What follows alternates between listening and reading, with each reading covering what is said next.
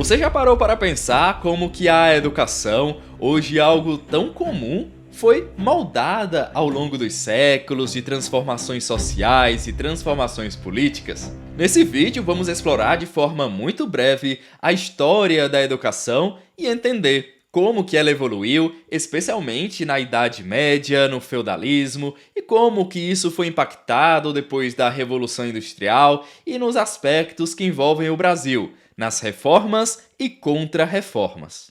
Eu sou Paulo César e vou te ajudar a entender um pouco mais os conteúdos que serão cobrados no Exame Nacional de Acesso do Mestrado em Educação Profissional e Tecnológica, o ProfEPT. E se você ainda não é inscrito nesse canal do Bora Aprender, clica no botão logo abaixo, se inscreve, que assim você vai ter notificações de próximos vídeos que serão postados ao longo das próximas semanas.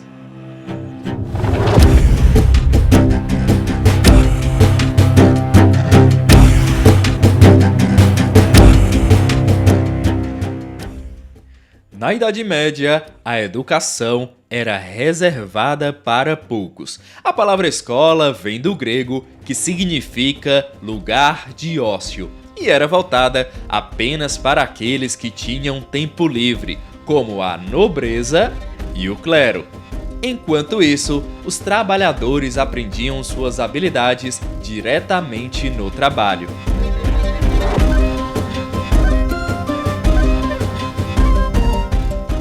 E lembrando, sem acesso ao conhecimento formal.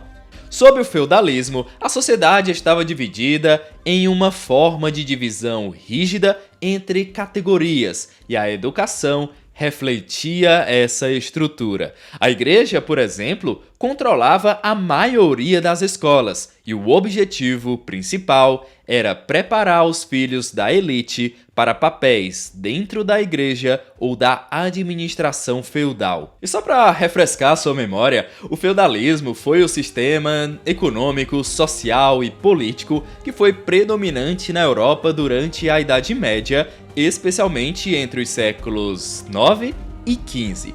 Ele se baseava em posses de terra, onde a sociedade estava rigidamente dividida em classes.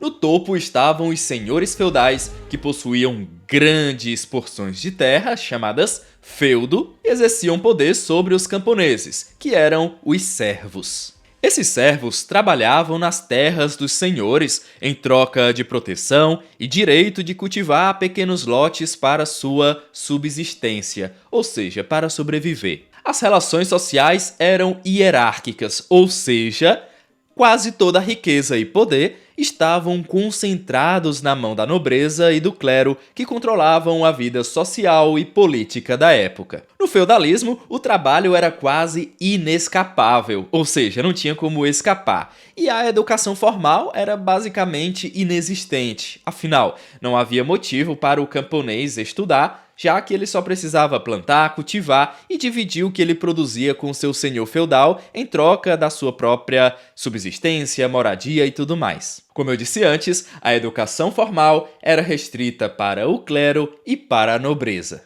E com o passar do tempo, especialmente a partir do século XVIII, com a Revolução Industrial, a separação entre educação e trabalho se tornou ainda mais evidente e mais institucionalizada. Antes desse período, os trabalhadores aprendiam bastante no próprio local de trabalho, por meio das práticas artesanais ou no próprio sistema feudal enquanto eles eram servos. No entanto, com a industrialização, essa lógica mudou bastante.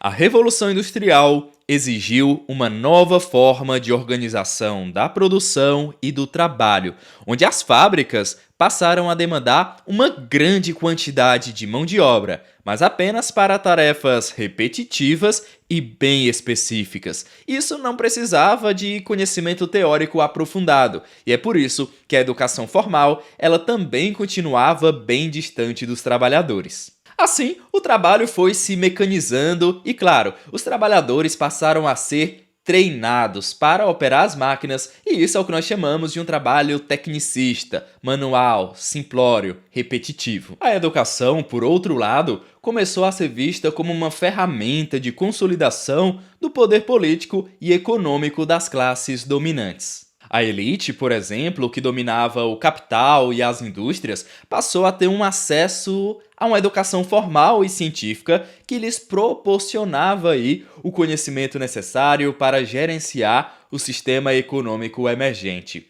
Instituições de ensino foram criadas com o propósito de formar profissionais para as áreas de administração, engenharia e ciências, deixando de fora a classe trabalhadora, que não precisava de uma educação completa para as funções que desempenhavam nas fábricas, tendo em vista que essas funções eram mais simples, eram mais manuais, artesanais, tecnicistas. Essa separação entre a formação intelectual e a formação manual consolidou o que nós chamamos de uma dualidade educacional. Por um lado, havia uma educação para preparar, para ensinar as elites, que preparava esses indivíduos para pensar, para criar, para gerir. Por outro lado, havia uma formação para a classe trabalhadora que era meramente técnica, ensinando apenas o necessário para operar as atividades mais mecânicas. Essa dualidade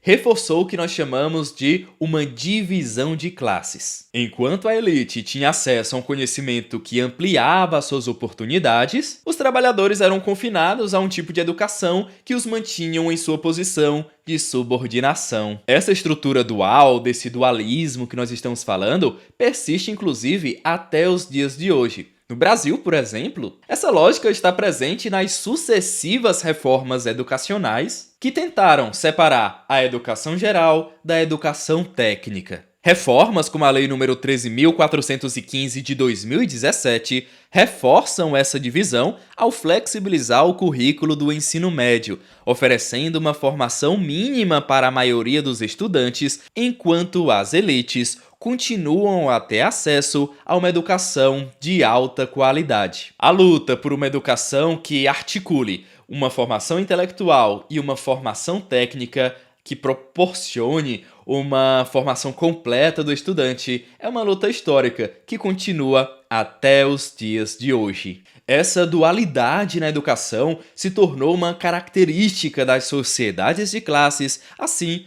como ela se consolidou numa sociedade capitalista.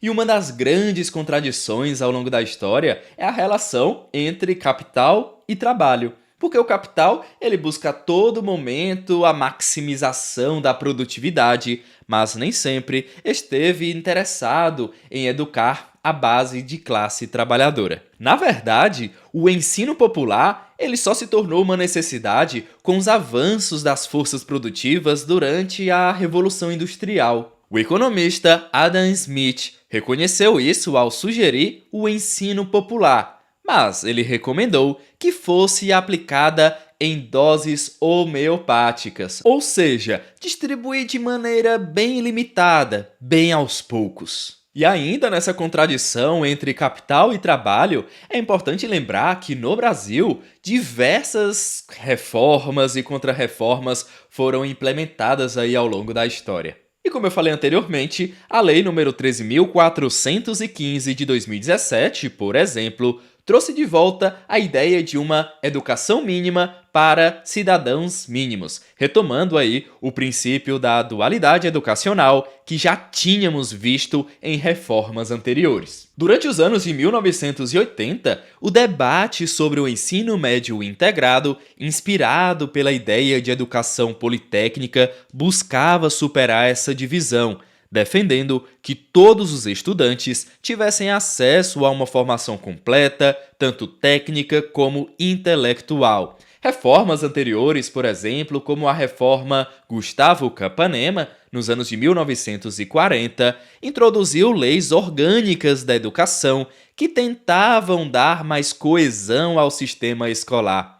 No entanto, a formação profissional ela se tornou obrigatória para os filhos da classe trabalhadora, limitando seu acesso à educação superior. Mais tarde, nos anos de 1990, ainda sob o governo de Fernando Henrique Cardoso, o Decreto 2208, de 1997, separou formalmente a formação profissional do ensino médio, reafirmando essa divisão entre a educação técnica e a educação geral. Ou seja, existiu uma separação clara entre a formação profissional de um lado e uma formação geral do ensino médio de outra. Esses foram alguns exemplos da contradição entre capital e trabalho, essa questão da dualidade educacional, e é importante que entender todas essas contradições históricas nos ajudam a refletir um pouco mais sobre o papel que a educação, e principalmente, no nosso caso dos estudos aqui, da educação profissional e tecnológica,